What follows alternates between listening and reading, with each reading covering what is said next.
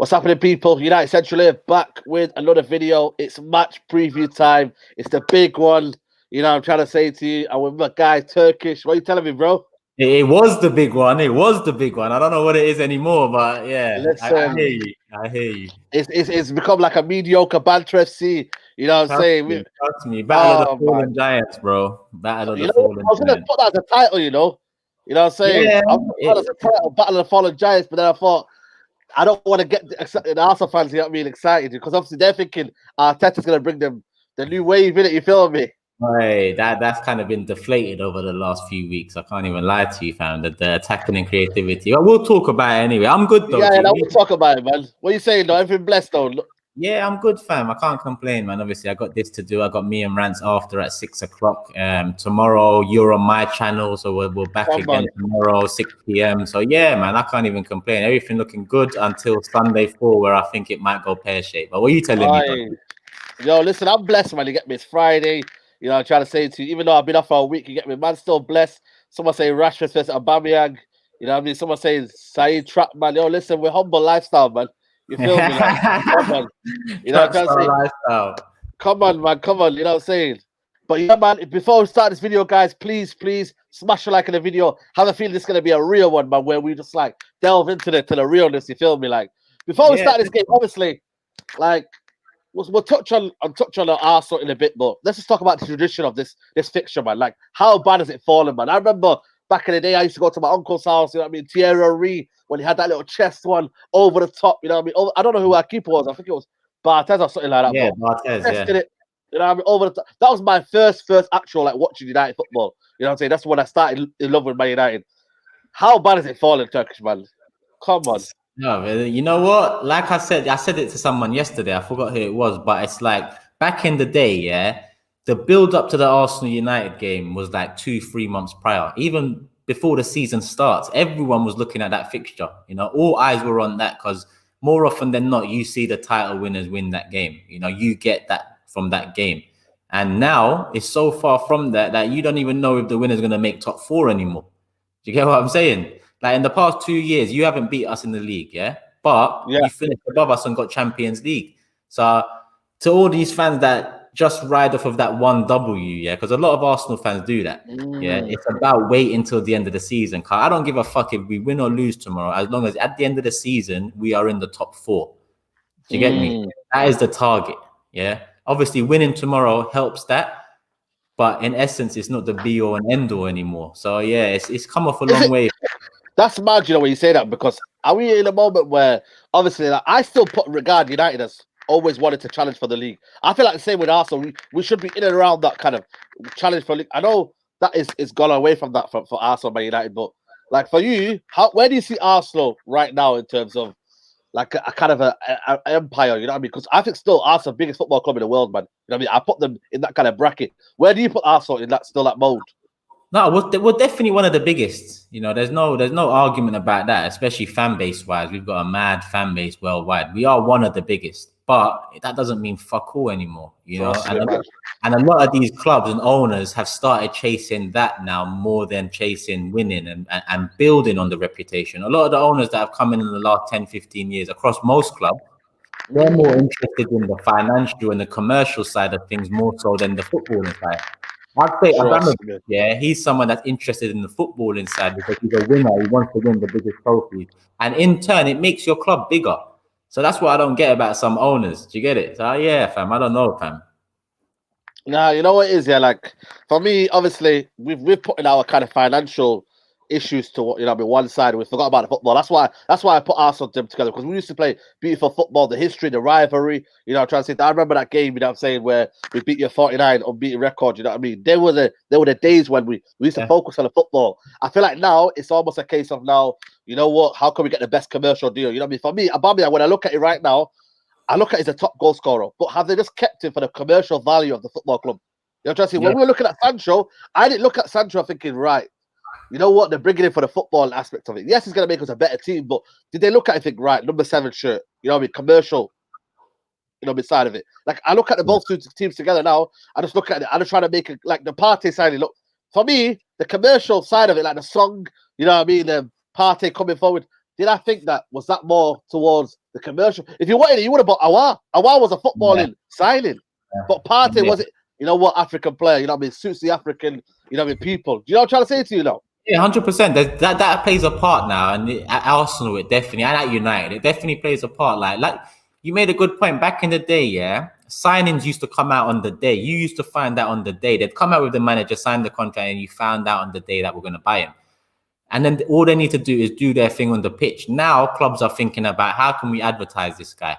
Clubs are thinking about what number to give this guy because history made numbers. You know, the number 9 shirt, history made that a striker's number. The 10 shirt, culture and people like Bergkamp and Zidane made that number. Now they give the 10 to just the most commercial player they can give it to on the attacking side, whether he's a left winger, right winger, or for us, obviously Ozil made sense because he is or was in that mold. But it also made sense commercially. With you, man, and Rashford's not a number 10. Do you get what I'm saying? Nah, he's not. I'm not dissing him. I'm just saying he's not a number 10. But because Rashford, England, you know, young guy, it all makes sense. It all lines up, like the dominoes line up well. And there's too much of that going on. The adverts, the releases of news and all that, like YouTube, for example. Arsenal released Gabriel with that Willian and David Luiz video. Gabriel, just tell us we've signed him, fam. He's a 22-year-old from France, fam. It's not like we signed Maradona number 2, fam. Like, it's the man are moving mad. Trust me. Aubameyang's contract, how long did that take to come out? And when it come out, there's hourglasses. Players are giving fans hourglasses, you know. And I'm like, blood, sign the thing, confirm That's it. Yeah. All of that hourglass thing, and now you like the season started up and down again. Like, come on, fam. Nah, you know what? That's you know what I mean. That's a brilliant point, man. What you make there, and I just look at the both clubs now, yeah. And obviously, you know, what I mean, we're battling top 4 or whatnot. That's always the aim. Where do you think, like, in terms of Man United and Arsenal, where do you think they are right now in terms of two teams? Because obviously we've got two managers that are not really, I wouldn't say they're big names. You know, I mean, Arteta's made his little living from Guardiola. You know, we pick up the cones and whatnot. But you know, what I'm trying to say to you, like, where's the actual? Where do you see both clubs going, like, in the next few years? You know what's mad, yeah, Saeed? If we had this conversation maybe 10 days ago, it would have been very different. And that tells the whole story of it. Because every 10 days, this conversation can change. 10 days ago, I would have said to you, yeah, it looks better for Arsenal Football Club because Arteta seems to have some direction. He seems to have some nous, whereas at the moment, Ole doesn't. But now, after a few games with a lack of creativity, a lack of direction, a bit of chopping and changing, and Ole beating PSG, beating Leipzig 5-0, the conversation's a bit different. That's not to say there's much between them, because there's nothing between Arsenal and United right now in terms of how fast we're moving forward. Down, innit? Yo-yo. I call them yo-yo clubs, bro. Yeah, we're both yo-yoing above each other 1 year after the next. You know what I mean? And like I said, 10 days ago, it's a different animal. But you lot are always closer than Arsenal to solving your issues because you try to. You try. With Arsenal, we don't try to solve the issues. We try to appease fans and keep it ticking. But the money's there, though. Aubameyang money's there. You can't spend in 400 grand a week, but then you can't be buying a player of Awar's quality. Come on, man. It don't make sense, though. No, but the majority of the fan base are just, you know, they don't understand the backroom stuff, the head office stuff. You know, they just know the football and they want to just care about the football. But it's been impacted for so long at Arsenal and pretty long at United now, with like 7 years gone. You have to look at what's going on behind the scenes. In our case, we don't try to spend the required money to fix it. In your case, you've tried multiple times spending the required money, different managers, and it hasn't worked. That's why you're closer. Because if you man get Pochettino, in my example, you shoot straight up into a contender. That's what I'm talking about. After Arteta, if there is an after Arteta, because obviously the pressure and whatnot, who are we going to get next? Or who is the potential? It's not someone like that. It's only downhill. This is why I tell Arsenal fans, we need to believe in Arteta, trust him, and if it doesn't work, look above him. Like, we can't keep on blaming the same man. Like, you, man, can't keep on blaming managers. It has to go above certain times. No, 100%. But the problem is, though, you can't. Like, you know what? Yeah, the owners. I feel like with the Glazers, it's a kind of a yo-yo again. Because end of the day, yeah, like there'll be a Glazed out movement, but it'll last a week. You know what I'm saying? It'll be hashtag Glazers out for a week, and then next thing you know, we buy Cavani, we buy other players. Like, you know what? We forgot about the Glazers. Ollie's doing well with the team right now. Let's focus on Ollie. Then it'll be a battle between the fans about the manager when it should be about the Glazers. That's my only issue with I think both fan bases. With the Partey silence happened now, right? As they forgot about the owners now. Is that what? I don't know, man. I feel like the only thing you can focus on is the manager all the time. He's a constant. You know what I'm trying to say to you? It's easy. It's easy for fans to focus on the manager because he's the one on the sideline looking. That's the only. You know, if Kroenke sat on the dugout behind Arteta, a lot more people would start blaming him because you see him every week on the TV by the team. But because you don't see these, man, you don't see Vinay. Vinay is our COO or whatever the fuck he is. I don't care. You don't see these, man. So they don't blame these, man, because they don't know these, man. They don't care to know what's going on above. I don't care, bro.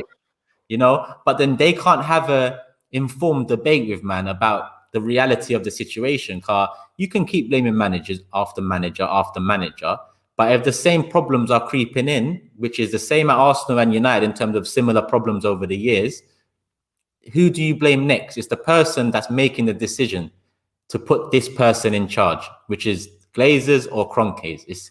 It's one or the other. The problem with the Kroenkes is when you look at the Kroenkes right now, what do you think their ambition is? You know, I mean, I feel like they're almost half-hearted. You know what I mean? They'll give you Partey, but they won't add in Awar. You know what I mean? They give you Gabriel, but they won't give you another centre-back along. Oh, they got Saliba, but apparently Arteta thinks he's not good enough. You know what I mean? You know what I mean? I don't know, man. I'm surprised because Fofana's playing. Why is he not playing? That's why I'm looking at. You know what it is? You know what it is, fam? Let's be real here, yeah? You see, playing for Leicester as a teenager and playing for Arsenal as a teenager, the levels are different because the scope afterwards. If you have a poor performance for Leicester as a 19-year-old, it's okay, isn't it? Yeah. If you have a poor one for Arsenal, you would be on YouTube chatting shit. Rants would be on YouTube chatting. Trust me. All of these, every United fan on Twitter, everything would be like, oh, he ain't the player you thought he was. And the pressure builds on top of his mum passing away in the past year. I actually understand the decision to keep him out of the firing line for now. He should have put him in the squad. But, like, you know what? Calling Kroenke half-hearted, you're being nice to him, fam. Nice to him. Because he's not even quarter-hearted, fam. It's like an eighth-hearted. Wow. That's all he's tried because... Eighth, you know. I wouldn't even deal with the other eights, you feel me? You know what I'm saying? Come on. That's why we're giving him an eighth as well. Trap star lifestyle. They already know. Trust me, man. Trap star. He's a trap star, man. But you see when we signed Ozil, yeah? Even you must have thought, like, because I did, but even you must have thought, oh, Arsenal are like, they're turning a corner here. Like, they're doing something all of a sudden. Then we signed Sanchez the summer after. Then we signed Czech. That's an eighth-hearted. If you're even half-hearted, you buy two of those players in one window. If your heart is fully in it, you sort it out in one. Do you get me? This summer, we should have sold at least 2-3 more men than we did, you know? And I'm not even talking about the people that people are going to say, you can't sell them. I'm talking about the Bellerins. I'm talking about the Eddie and Nketiahs. I'm talking about maybe even the Maitland-Niles. You can get some sort of money for them and then improve the squad.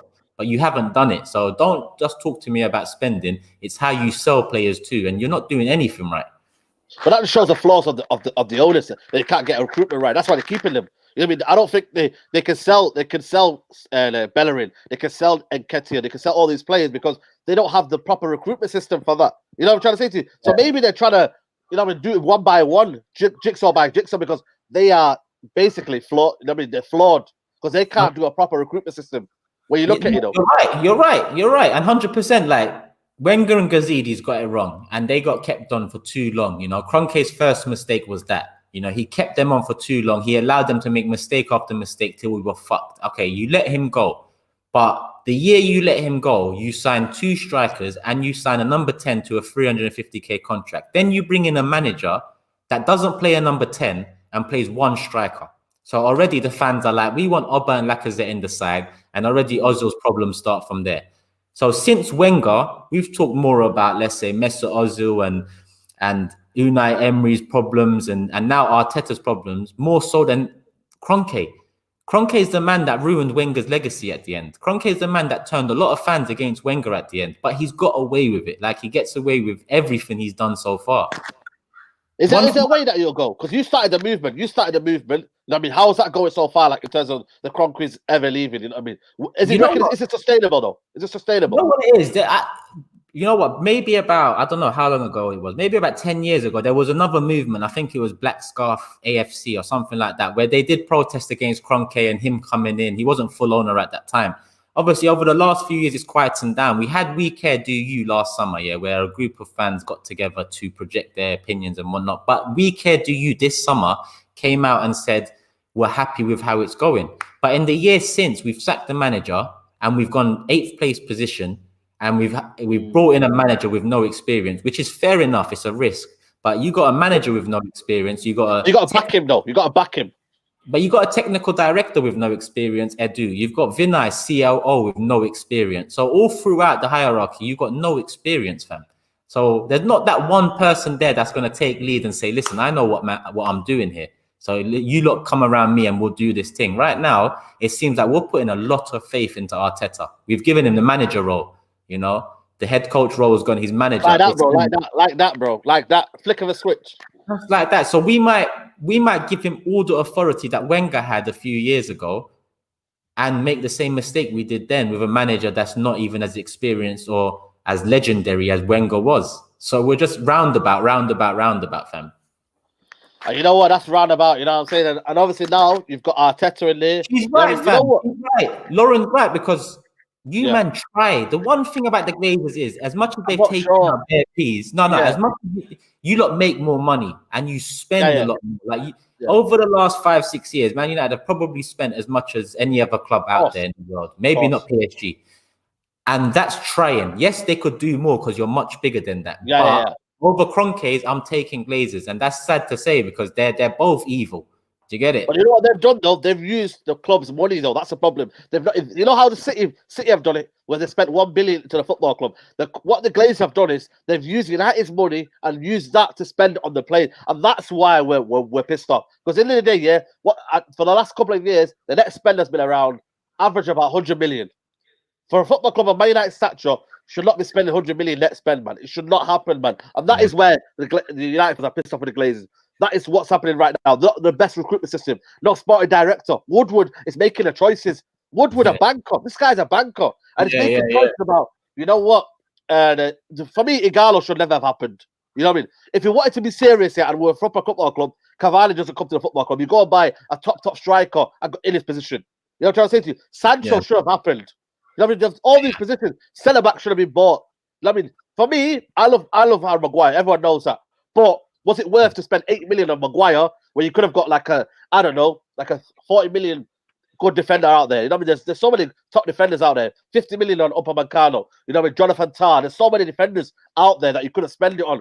And as well, we're overpaying our wages. You know what I mean? There's so much deadwood in the football club that's out. You know what I mean? All these problems. And when people say to him, the Glazers, I understand where you're coming from in terms of, you know what, they spend a lot, but it's not our money basically. You're right. No, 100%. I'm only answering that question there. I know they're wrong uns as well. Trust me. I'm just saying, if I'm taking one of the two, I'm taking the one that actually spends something. Yeah, you make more money than us, so that's the something you're spending. But they're both fucked up. You know, they're Mike Ashley. Even Fenway Sports Group, Fenway Sports Group got away with it recently because Klopp has managed to work a miracle on top of Coutinho. That's the difference, Turkish. The top managers, they make the difference on the pitch. For me, Ole Gunnar Solskjaer, it cannot make that difference on the pitch. You can spend how much money you want, but you cannot make the difference on the pitch, and that's a real fact. I think the same with Arteta, man. No, definitely, I agree. I can't lie to you. Klopp came in with a lot of experience as well. With Ole and even Arteta, there isn't much to back them up. So the pressure is tenfold on them. With Klopp, there was the respect there as soon as he came in. You know, you can't fake respect because you can't fake the history of a man. When there's no history, you know, things can unravel really quickly because that string that you hold on to isn't as thick as it was for Klopp, let's say. I hear you, man. I hear you. And obviously, you know what I mean, you've got Arteta now at the wheel. You know what I mean? I would say first sort of end towards the season, you know, with the FA Cup. But let's be real out here, man. You know what I mean? It's been a bit of a dodgy start for you, man. You started off well. You know what I mean? You won, was it 3 on the bounce or something like that? You won 3 on the bounce? Games, 3-0 Fulham, 2-1 West Ham.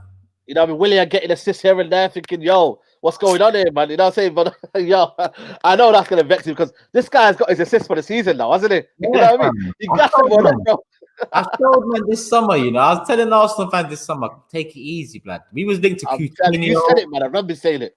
Do you remember? We was linked to Coutinho, we was linked to Aouar, and we get Willian, you know. And And I knew at the time that that's potentially the attacking mid that we bought. Like all this Awar talk is just pretty much maybe a smokescreen for Partey last minute on the deadline day. Because like we talked about, yeah, if Arsenal have a choice, because the way Arsenal's run, let's say Arsenal have a choice and say, should we buy Partey midway through the transfer window, or should we wait to the last day and make it seem like we've done a mad thing? What makes more sense? Nowadays, that's what they'd think, because the mad thing on the last day of the window, deadline day is all of a sudden some sort of event. It's like a Thanksgiving all of a sudden. Like deadline day is a big thing. Everyone's around the TV. It shouldn't be. Deadline day should be where the teams are scraping the bottom of the barrel and getting their last minute deals over the line. Instead, the major deals from both of our clubs are getting done. I mean, not major for you, but in terms of movement, the last day brought in a lot. Nah, I hear you, man. I hear you, man. We got 500 people watching live, people. So please smash a like on the video. You know what I'm saying? We got man like Turkish in the building. You know what I'm saying? Let's talk about Arteta. For me, I don't know if he's your favorite. Do you fancy? Are you? What's it called? Do you believe in Arteta? By the way, before I start with him. Do I believe in him? Yeah. I'll be real, man. Because for me, I don't believe in Oli. So I say it loudly.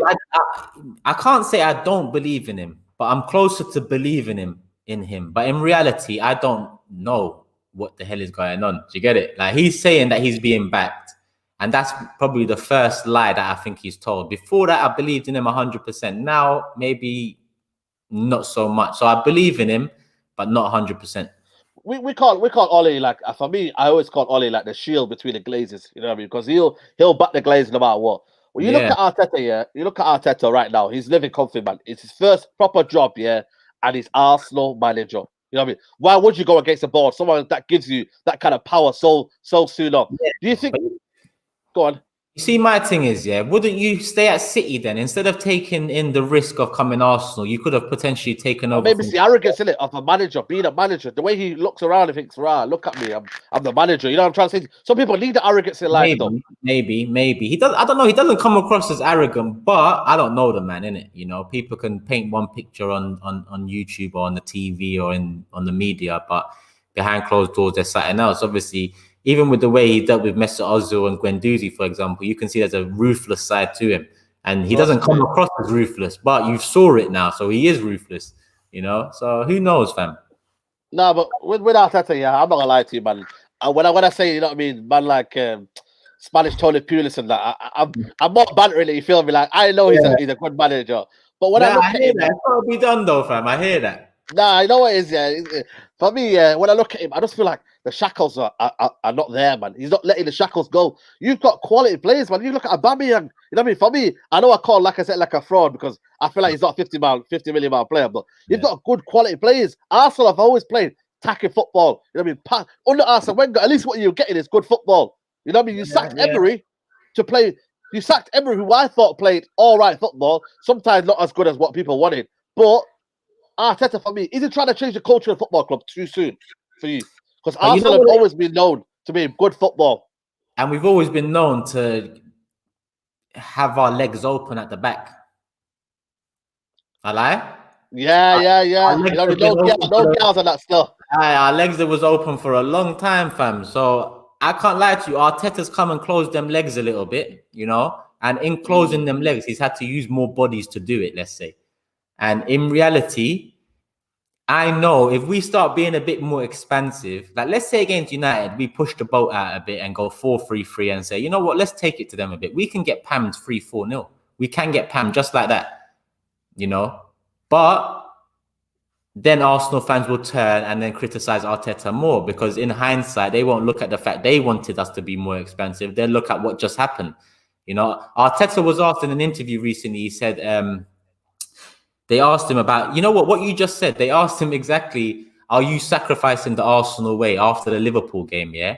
And he laughed. First he laughed, yeah, and he said, he said, managers want to do something different, but with the resources and tools I have, this is for the best interest at the club.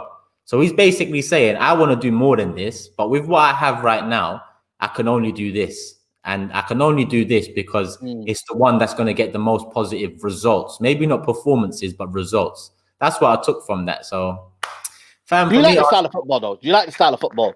What style? We haven't had a style since. Wow, I didn't see that coming, yo. I didn't see that coming. We haven't had a style since when did Wenger leave? 2017-18. We haven't had a style of play since 20. Even with Emery, the way he used to like a lot of like pressing, a lot of what I mean. What would I call it, man? It's kind of it's different. I don't know what it was that style, Emery, man. I get what you're saying. I see hints of styles at Arsenal under Emery and under Arteta, but I haven't seen a style consistent. I've seen hints. So for me, the last time we've consistently had a style was that 2015. Because Wenger towards the last 2-3 years, his style got so stale that we neither attacked nor defended. We was just there doing what the hell we wanted to do, tiki-taka from left wing to right wing and trying to walk it in with Bob standard players. Like, it's all good and well trying to walk it in when you might have Helebs and Rosicki's and all of these, man.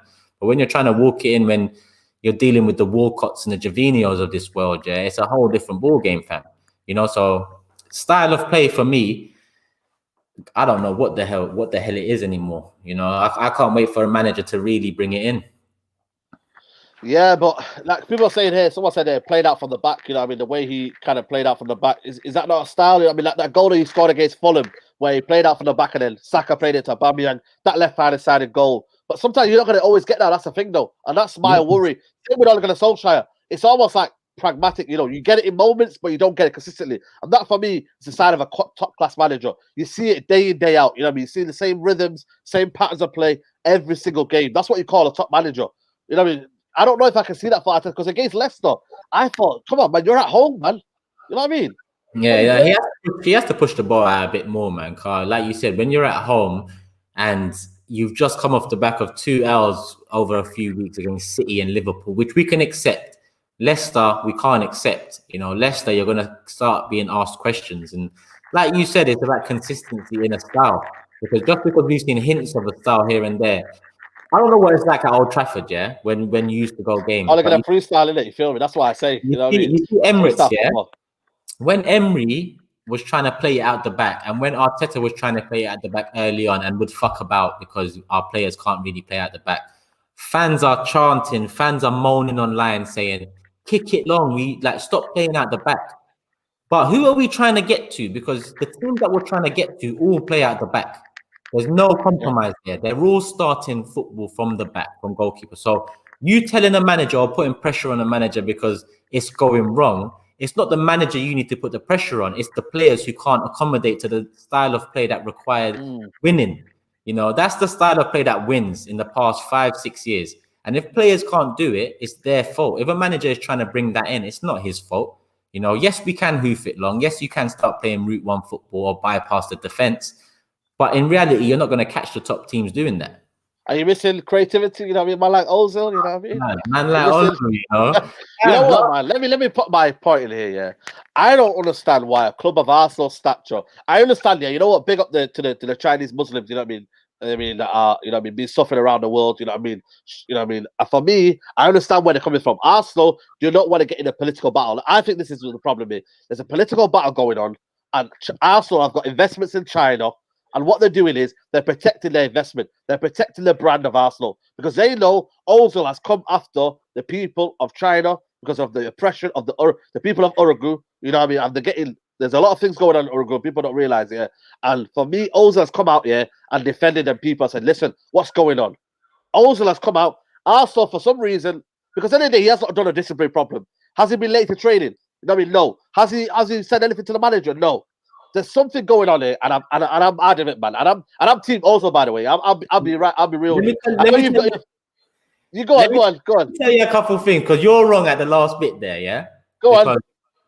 During lockdown, yeah, obviously we was having Microsoft team meetings and whatnot. Yeah, it's well documented and rumored that Ozil missed a couple of those. Obviously, he just had a new baby in that lockdown, but apparently he missed a few of those. Now, on the Arteta thing, before the start of the season, yeah, Ozil done a Q&A like 3 days before our first game. And one question that was asked, yeah, you can imagine there's maybe 2 million questions being thrown in at him. One of the questions he decides to answer is, are you playing this weekend?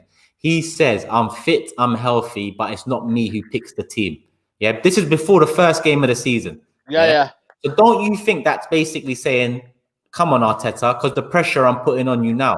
He didn't need to do that, family. There was a million other questions he could have answered, and he could have answered it in another way. He could have said, "Yeah, I'm ready to go, ready to start the season," without having Is to he not play. being let down though? Is he not thinking I've been let down in the past? So don't call me if you're not going to play me. You know what I'm trying to say to you? Is No, it but not you know that? why he said that? He said that because he had already known he's not getting picked. We told him in the summer he's not going to be in the squad. So why wouldn't you leave? Because he wants to play the game too, fam. And he said they're both playing the game. They're both wrong. Arsenal are wrong. Mesut Ozil is wrong. But it's a chess game they're playing, fam. And it's at the detriment of us fans because all we can do is sit back and watch and get laughed at about it. But in reality, Ozil's not no innocent man. Ozil's played. Listen, I'm not saying this. Listen, I'm just trying to say to you, creativity. No matter what the problem is, he's an Arsenal player, so play him. You know what I mean? Let your differences aside. You know what I mean? Man up, everybody. Let the differences go away and use your play. You're paying him what 350 grand a week, and he's on the. For me, yeah. If Bruno Fernandes, yeah, for me, Bruno Fernandes has a man issue with the board and whatnot, and we ice him cold. I'm gonna be fuming because at the end of the day, he's a Man United player, and I pay season ticket. Do you not pay season ticket, Ally? Yeah, but with Ozil, So you don't want to see the best players. But Ozil's not a best player anymore, fam. But he's your best creator, though, isn't it? Your best creator. But yeah, cool. But at saying that, it's like saying that piece of shit is the best piece of shit in that bucket. Do you get what I'm saying?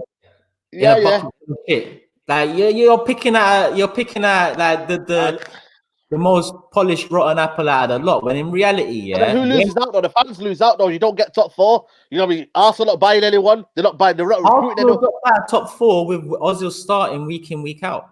Wenger dropped out of top four first. Ozil was starting. Ozil got dropped by Wenger for footballing reasons. Then Ozil wasn't selected by Emery for footballing reasons. And then all of a sudden, this stuff has happened behind the scenes in the past year, and everyone is heaping the blame onto that. But Ozil was left out by Wenger. Ozil was left out by Emery.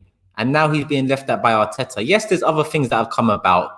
But isn't it surprising that all of these things have come about and the outspoken Mesut Ozil has only started in the last 3 years, Saeed? Remember Mesut Ozil back in the day? Quiet guy.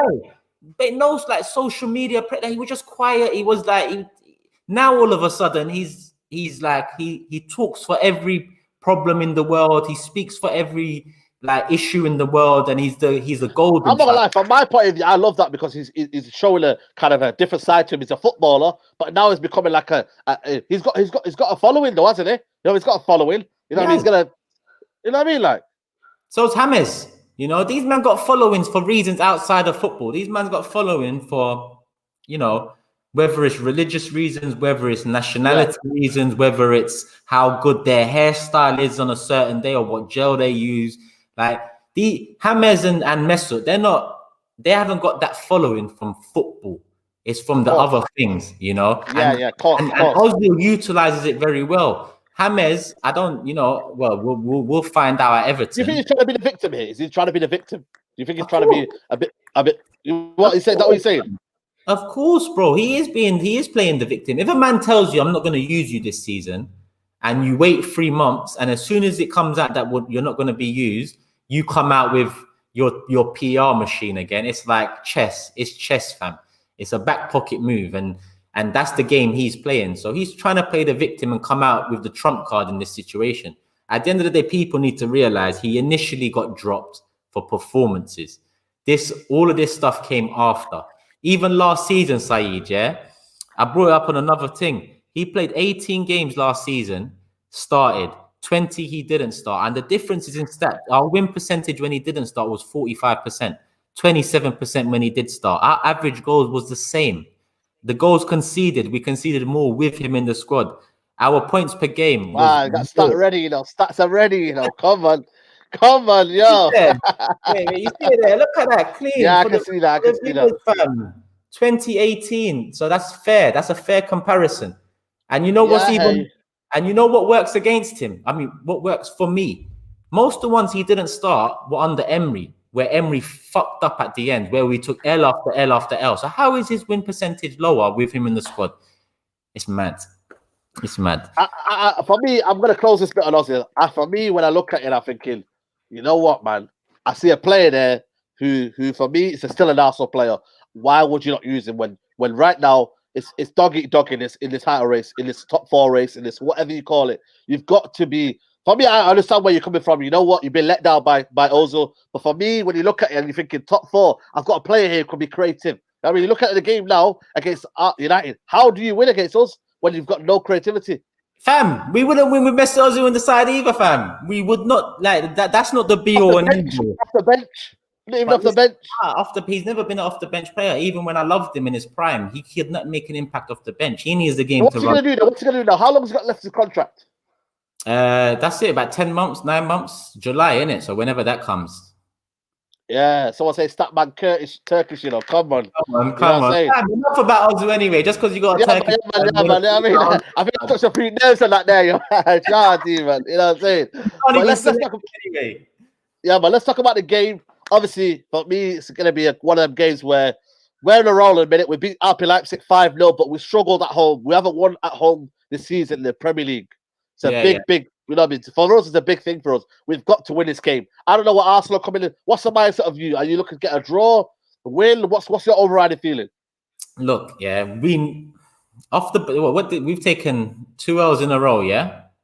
Well, before the Dundalk game. We need the win or we need a performance at the very best.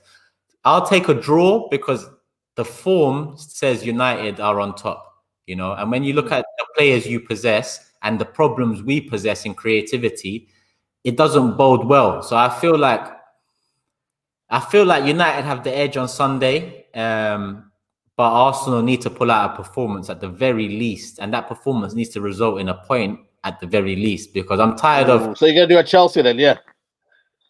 I don't know, but you see Liverpool and City, yeah? You see how some fans come out of Liverpool and City, the Arsenal fans, and said, oh, it was a good performance. We was in there till the 88th minute. I'm not hearing that no more, blood.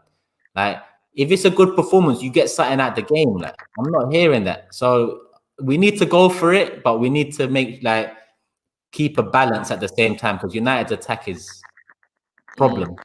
Is Martial back? He's not. No, he's not back, man. And I think that's a big loss as well, because for me, the ball doesn't glue up. You know, we need someone to glue up the ball. He did well against RB Leipzig. You know what I'm trying to say to you? Yeah. PSG and RB Leipzig, we won because we had a ball, we had an outlet on the far corner. For me, we lose that, and I'm thinking, wow, man. That for me, you know what I'm trying to say to you, we struggle with teams that sit back. Chelsea sat back, we don't have any answers. Ole Gunnar Solskjaer, for me, does well against the teams where we're on what would you call it? Like David versus Goliath, you know what I mean? When we don't look like we're gonna win the game. Like RB Leipzig, for me, I came in the game nervous. I thought, you know what, I'll take a draw, but we won the game. PSG, I thought we were gonna get beat. You know what? Came in, we won the game. It's a different mindset now. At home, you have to be on the front foot, and for us, we lack that kind of breaking. But for me, Arsenal's going to be the hardest game. Arsenal don't give you any space. The game against Man City, the game against Man City, hard game, Arsenal. But what they did was they couldn't go forward. That's the problem. Our transition is poor, and the fluidity of it is poor. We're not quick enough. So what it is, it's got written all over it, then, hasn't it? You know what I mean? No, fam, because you know what? There's only so many. You know, when Emery had that 22-game unbeaten run, and it was like we were scraping a couple draws, we were scraping wins, and people could see there was a problem there, but we was getting over the line in a sense. I think with this defensive structure and unit we got, people are going to sooner realize it's still Xhaka in front of the defense. It's still Bellerin right back. It's still Mustafi or Luiz playing centre back. You know, it's still these players that have let us down in the past, and Liverpool clocked it with Bellerin. Man City clocked it with Bellerin, because most of the attacks now come down his side against the top teams. You know, so fam, it's for me. I don't. If I tell you what I think about this game on Sunday, Arsenal fans will unsubscribe from me. But I've got to remain hopeful. Go on, man. You're the United channel, man. You don't have to worry about them, man. Here. Nah, honestly, I think it's not looking good. I could see a 3-1 Man United win. You know what? You got to be real, though, man. Because for me, when I look at it, I think it's got written all over it, because Arsenal have very, very good discipline, man. And I'm talking discipline, man. They don't let many goals in, man. How many goals have you let in this season? Not many. Yeah, the second least in the league. But again, it's not through. But it's not through you don't look at us and say, "Oof, they're solid." It's not through that. It's through 10 men, behind the ball when need be. It's through organization structure. It's not through quality or just luck. Not luck, I mean form. It's just due to the focus is completely on defense. Do you get what I'm saying? With like Chelsea in their heyday, it was like, oh, they're solid in defense. With Arsenal, it's not that. You know, on paper, it'll say we've conceded the second least in the league, but paper, you can just scrunch it up and throw it because it can tell you a whole lot of shit that you really doesn't have any influence on the game or proceedings in it. So, right. What's wrong with Aubameyang, man? Manson turned into everyone's memeing me lately saying Aubameyang, since he's going to bag is me and that. You know what I was there. I don't know what's going on, but man, like, finesse the system, man. Like, finesse the system, man. I can't lie. You see, the other day, Arteta said the reporter asked him about playing Ober up top, and Arteta cut the reporter short and basically said like, "There's 100% we're considering playing Ober as number 9." And if we did that against you lot, I think it'll be a lot more beneficial than starting him on the left. I think it'll surprise you, man, and at the same time, I think it'll work better for Ober. I think it gives you more balance if he's up top and you have two wingers running and creating problems on either side. With Ober on the left, you've got to play him in over the top because on the ball, he's not really beating, man. You know, he's not like a Nicolas Pepe who can beat a man, or beat a two-man. Ober, you need to kind of put through or maybe have him face up and cut in the defender. He's not really beating man too often. So if we play Ober 9, then I will be a bit more hopeful of a draw. But if we play the same old formation with Ober on the left wing and Xhaka playing, for example, and the 3 in the middle is too flat, and Mustafi plays, then problems, man. And everyone's saying now, let's do the combined 11, man. You know what might be a banter combined 11 still, you know what I mean? Let's start it, man. David De Gea or Leno? David De Gea for me has been on form. I know you, man, you know what I mean? Man, like DT loves Leno, but listen, man, we're not here for that propaganda. David De Gea's I like Leno, but I'll give it to DDG because of history and like his name and whatnot. I'll give it, but it's not much. In my opinion, not much between them. They're not great on the ball, which is problems for both of us. So yeah, I think DDG edges it. Someone say Leno for sure, but you know what? We're gonna go with David De Gea. Let's go to right back. Wan-Bissaka. Who you got? Easy. Just stick there. Wan-Bissaka. There's no. Man like Bellerin and that, saving trees and that. You know what I'm saying? It's all bad in the midst. Saving trees. Look, you know what I mean? It's bad, but yo, big up to Bellerin still. Right, let's go to centre back options. Yeah. Okay. Gabriel. Gabriel. For me, it has to be Beckenbauer, innit? My guy, Beckenbauer. Swear down, you're picking Maguire. Come on, man. Who else is out there? Bailly can't stay fit. You might have said Bailly or something. I don't know, blood. Nah, he can't stay fit, man. He can't stay fit. Harry Maguire is still our best defender, people. People don't realize this, man. Harry Maguire, when you look at it, yeah, he's pocketed Werner. He's pocketed that guy Poulsen. You know what I mean? He's done well against teams that are low block. You know what I mean? This system suits him now. This little diamond we're playing at the minute. Someone saying Twanzebe. Nah, man, Twanzebe in here, man. Maguire staying, mate. This is my channel, mate. Come on. Say that. Left back Tierney, no doubt. Tierney. Tell us. We got Tellers, isn't it? Tierney's the best defender in that. Well, actually, Wan-Bissaka's a cold defender, but Tierney's top defender, top fullback. Tierney's probably the most all-round defender in that back four because Wan-Bissaka can't attack. Tierney can. Tell us and that, you know what I mean? Tell us. You haven't seen enough of him yet. You're Mustafa Alai. You haven't seen Yeah. Come on. Someone saying, man, you love Maguire. Nah, I just think he's our best defender, man. You know, I'm trying to say to you, people don't rate Maguire that much, you know, it is here. And they don't realize how good of his centre back. If you take him out of that team, yeah, I'm telling you right now, Lindelof or Bayer, suspect. And even Twanzebe. Wan-Bissaka was the real reason why we won at PSG, man. Not Twanzebe. It was Wan-Bissaka.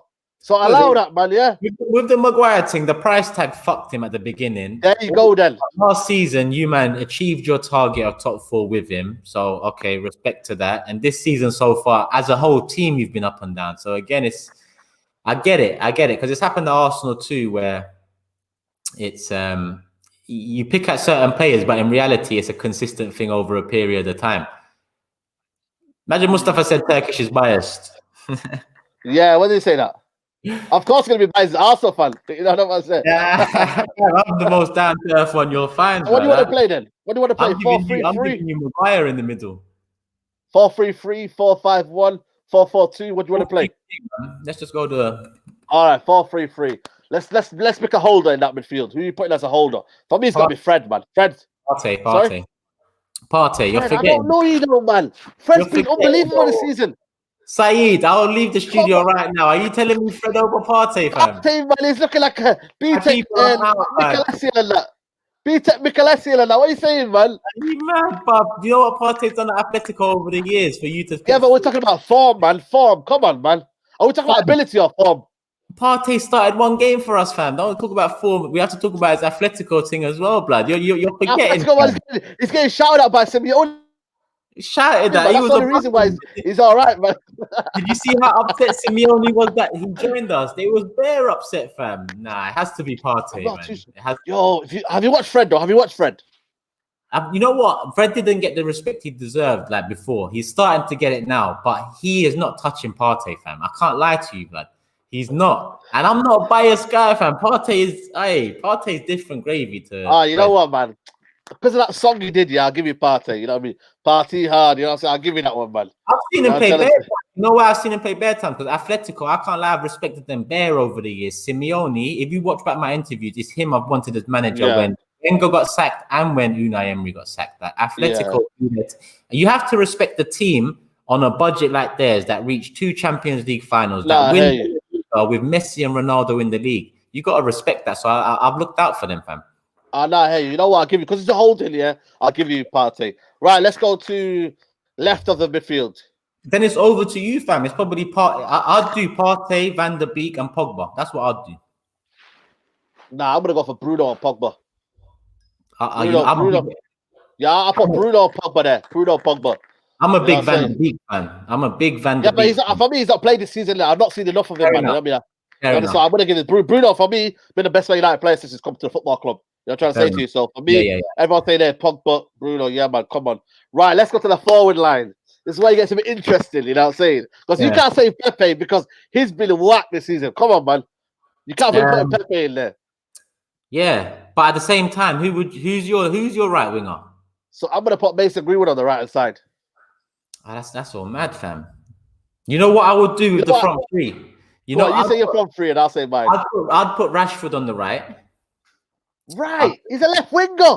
I don't care because I'm putting Martial there. I like Martial more than Rashford. Nah, but he's been poor this season, Martial. That's why I'm not putting him. He's not in the team, Martial.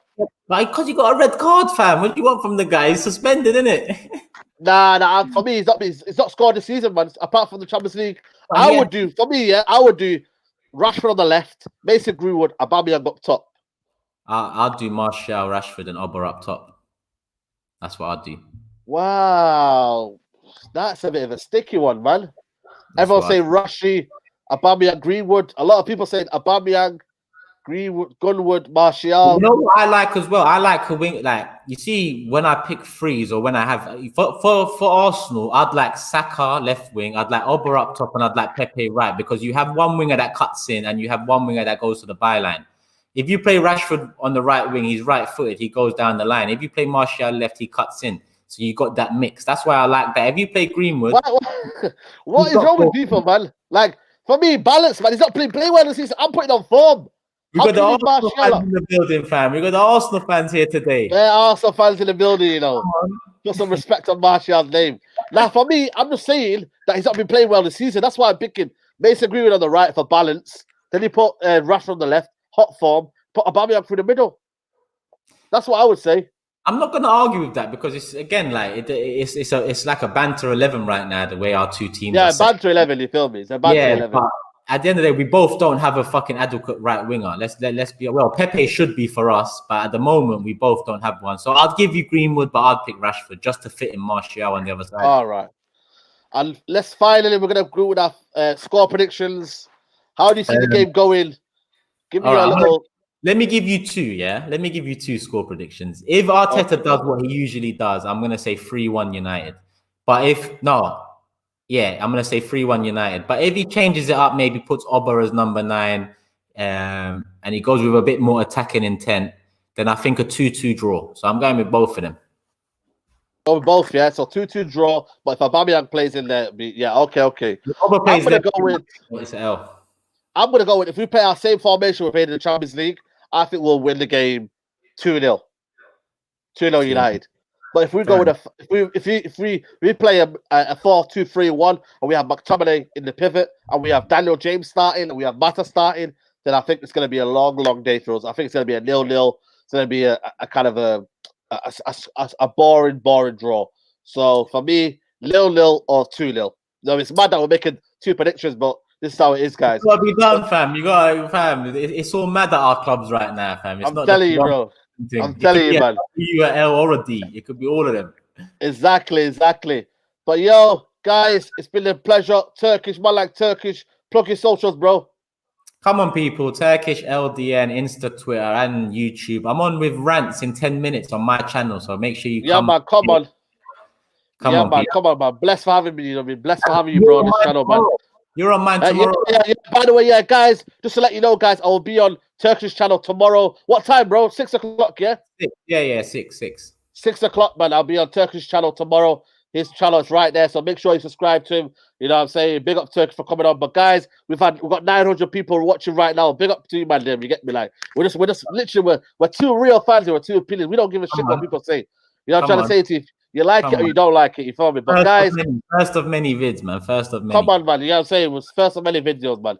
Come on, man. Yo, listen, we're out, guys. Smash the like video, subscribe to United Central. If you're watching this after the video, after we go live, please subscribe to the channel and like that video, man. Come on, man. It's free to like the video. But guys, Man United first also preview Battle of the Fallen Giants, eh? Battle of the Fallen Giants. Take care, guys. Bye-bye. Peace. Peace.